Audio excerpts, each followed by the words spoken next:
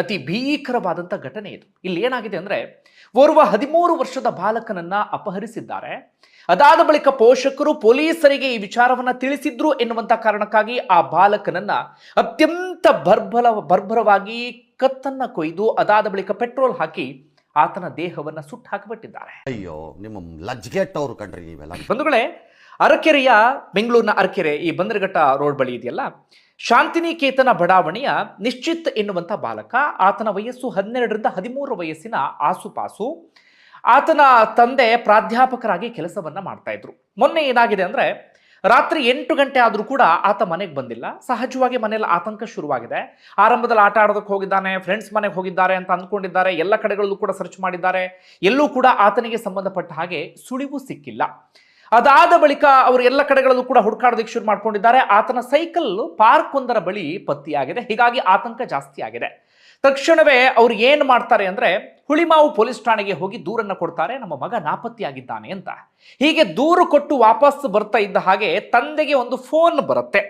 Phone ಮಾಡಿದಂಥ ವ್ಯಕ್ತಿಯ ಹೆಸರು ಗುರುಮೂರ್ತಿ ಅಂತ. ಈ ಪ್ರಕರಣದ ಮಾಸ್ಟರ್ ಮೈಂಡ್ ಆತ ಹೇಳ್ತಾನೆ, ನಿಮ್ಮ ಮಗನನ್ನು ನಾವು ಕಿಡ್ನಾಪ್ ಮಾಡಿದ್ದೇವೆ, 5 ಲಕ್ಷ ರೂಪಾಯಿ ಹಣವನ್ನ ಕೊಡಬೇಕು, ಪೊಲೀಸರಿಗೆ ತಿಳಿಸಿದ್ರೆ ಪರಿಸ್ಥಿತಿ ನೆಟ್ಟಗಿರೋದಿಲ್ಲ ಅಂತ ಹೇಳಿ.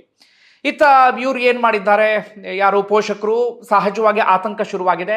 ಹೀಗಾಗಿ ಅವರು ಪೊಲೀಸರ ವಿಚಾರಕ್ಕೆ, ಅಂದರೆ ಈಗಾಗಲೇ ಪೊಲೀಸರಿಗೆ ಒಂದು ದೂರು ಕೊಟ್ಟು ಬಂದಾಗಿತ್ತು.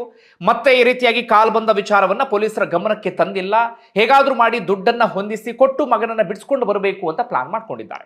ಆದ್ರೆ ಇತ್ತ ಏನಾಗಿದೆ ಅಂದ್ರೆ, ಅದಾಗಲೇ ಪೊಲೀಸರಿಗೆ ದೂರನ್ನ ಕೊಟ್ಟಂತ ಕಾರಣಕ್ಕಾಗಿ, ಅಂದ್ರೆ ಮೊದಲೇ ದೂರನ್ನ ಕೊಟ್ಟಂತ ಕಾರಣಕ್ಕಾಗಿ ಪೊಲೀಸರು ತಮ್ಮ ಪಾಡಿಗೆ ತಾವು ಕಾರ್ಯಾಚರಣೆಯನ್ನ ಆರಂಭಿಸಿದ್ದಾರೆ.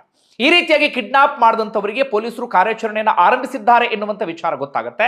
ಅಷ್ಟು ಮಾತ್ರ ಅಲ್ಲ, ಈ ರೀತಿಯಾಗಿ ಪೊಲೀಸರಿಗೆ ಕಾರ್ಯಾಚರಣೆಗೆ ಸೂಚನೆಯನ್ನು ಕೊಟ್ಟಿದ್ದೇ ಪೋಷಕರು ಎನ್ನುವಂಥ ಸಿಟ್ಟು ಶುರುವಾಗ್ಬಿಟ್ಟಿದೆ. ನಾವಷ್ಟು ಎಚ್ಚರಿಕೆಯನ್ನು ಕೊಟ್ಟರೂ ಕೂಡ ಪೊಲೀಸರಿಗೆ ಮಾಹಿತಿ ತಿಳಿಸಿದ್ದಾರಲ್ಲ ಅಂತ ಹೇಳಿ ಖುದ್ದು ಹೋಗಿದ್ದಾರೆ.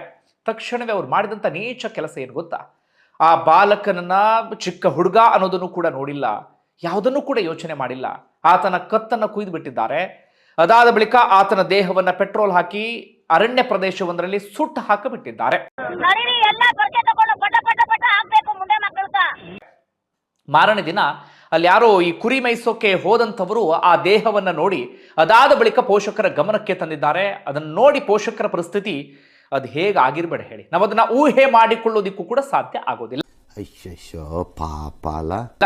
ಈಗ ಕಿಡ್ನಾಪ್ ಮಾಡಿದಂಥವ್ರು ಯಾರು ಎನ್ನುವಂಥ ವಿಚಾರಕ್ಕೆ ಬರ್ತೀನಿ. ಎಂತ ನಂಬಿಕೆ ದ್ರೋಹ ಅನ್ನೋದನ್ನ ಗಮನಿಸಿ. ಮಾಸ್ಟರ್ ಮೈಂಡ್ ಗುರುಮೂರ್ತಿ ಅಂತ, ಆತನ ಸ್ನೇಹಿತ ಗೋಪಾಲಕೃಷ್ಣ ಅಂತ ಹೇಳಿ. ಈ ಗುರುಮೂರ್ತಿ ಯಾರು ಅಂದ್ರೆ, ಸ್ವಲ್ಪ ದಿನಗಳ ಹಿಂದೆ ಇವರ ಕುಟುಂಬಕ್ಕೆ ಪರಿಚಯ ಆದಂಥ ವ್ಯಕ್ತಿ. ಯಾವುದೋ ಈ ಡ್ರೈವಿಂಗ್ ಆ್ಯಪ್ ಮೂಲಕ ಪರಿಚಯ ಆದನಂತೆ. ಅದಾದ ಬಳಿಕ ನಾನು ಬಾಡಿಗೆ ಕಾರನ್ನ ನಿಮಗೆ ವ್ಯವಸ್ಥೆ ಮಾಡ್ತೀನಿ, ಎಲ್ಲಿಗಾದ್ರೂ ಹೋಗೋದಿದ್ರೆ ಎನ್ನುವ ರೀತಿಯಲ್ಲಿ ಈ ಕುಟುಂಬಕ್ಕೆ ಹತ್ರ ಆಗಿದ್ದಾನೆ. ಅದಾದ ಬಳಿಕ ಇವ್ರ ಮನೆಗೆ ಸ್ಪೇರ್ ಡ್ರೈವರ್ ಆಗಿ ಅಥವಾ ಪಾರ್ಟ್ ಟೈಮ್ ಡ್ರೈವರ್ ಆಗಿಯೂ ಕೂಡ ಸೇರ್ಕೊಂಡಿದ್ದಾನೆ. ಎಲ್ಲಿಗಾದ್ರೂ ಹೋಗೋದಿದ್ರೆ ಆತನನ್ನ ಡ್ರೈವರ್ ಆಗಿ ಕರ್ಕೊಂಡು ಹೋಗ್ತಾ ಇದ್ರಂತೆ.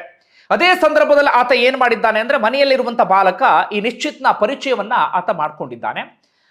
ಸಹಜವಾಗಿ ಆತನು ಕೂಡ ಪರಿಚಯ ಅನ್ನುವ ಕಾರಣಕ್ಕಾಗಿ ಆತನ ಜೊತೆಗೆ ಒಂದು ಸಲುಗೆ ಅಂತದೆಲ್ಲವೂ ಕೂಡ ಇತ್ತು. ಇದೇ ಸಲುಗೆಯಲ್ಲಿ ಈ ಗುರುಮೂರ್ತಿ ಏನು ಮಾಡಿದ್ದಾನೆ ಅಂದ್ರೆ, ಈ ಬಾಲಕ ಸ್ಕೂಲ್ ಮುಗಿಸಿ ಮನೆಗೆ ವಾಪಸ್ ಬರುವಂತ ಸಂದರ್ಭದಲ್ಲಿ ಪಾನಿಪುರಿ ಕೊಡಿಸ್ತೀನಿ ಅಂತ ಹೇಳಿ ಆತನನ್ನ ಕರ್ಕೊಂಡು ಹೋಗಿದ್ದಾನೆ. ಕರ್ಕೊಂಡು ಹೋಗಿ ಅದಾದ ಬಳಿಕ ಪೋಷಕರಿಗೆ ಕಿಡ್ನಾಪ್ ಮಾಡಿದ್ದೀವಿ, 5 ಲಕ್ಷ ರೂಪಾಯಿ ಬೇಕು ಎನ್ನುವ ರೀತಿಯಲ್ಲಿ ಆತ ಡಿಮ್ಯಾಂಡ್ ಮಾಡಿದ್ದಾನೆ. ಅಯ್ಯೋ, ನಿಮ್ಮ ಲಜ್ಗೆಟ್ಟವ್ರು ಕಂಡ್ರಿ ನೀವೆಲ್ಲ. ಇನ್ನು ಆ ಕಿಡ್ನಾಪರ್ಸ್ ಏನಾಯ್ತು ಅಂದ್ರೆ, ಅವತ್ತು ರಾತ್ರಿಯೇ ಪೊಲೀಸರು ಕಾರ್ಯಾಚರಣೆಯನ್ನು ಆರಂಭಿಸಿದ್ರು. ಆ ಅರಣ್ಯ ಪ್ರದೇಶದಲ್ಲಿ, ಅರಕೆರೆ ವ್ಯಾಪ್ತಿಯ ಬಂದರಘಟ್ಟ ವ್ಯಾಪ್ತಿಯ ಅರಣ್ಯ ಪ್ರದೇಶದಲ್ಲಿ ಅವರು ಅಡಗಿ ಕುಳಿತುಕೊಂಡಿದ್ರು. ಪೊಲೀಸರು ತಕ್ಷಣವೇ ಅವರ ಮೇಲೆ ದಾಳಿಯನ್ನ ಮಾಡ್ತಾರೆ. ಅದಾದ ಬಳಿಕ ಆ ಕಡೆಯಿಂದ ಮಾರಕಾಸ್ತ್ರಗಳಿಂದ ಪೊಲೀಸರ ಮೇಲೆ ಹಲ್ಲೆಗೆ ಪ್ರಯತ್ನ ಪಡ್ತಾರೆ. ತಕ್ಷಣವೇ ಹುಳಿಮಾವು ಪೊಲೀಸ್ ಠಾಣೆಯ ಪೊಲೀಸರು ಅವರಿಬ್ಬರ ಕಾಲಿಗೆ ಗುಂಡನ್ನ ಹೊಡೆದು ಇದೀಗ ಅರೆಸ್ಟ್ ಮಾಡಿದ್ದಾರೆ. ಇದು ಆಕ್ಚುಲಿ ಚೆನ್ನಾಗಿರೋದು. ಮತ್ತೆ ಭೇಟಿಯಾಗೋಣ. ನಮಸ್ಕಾರ.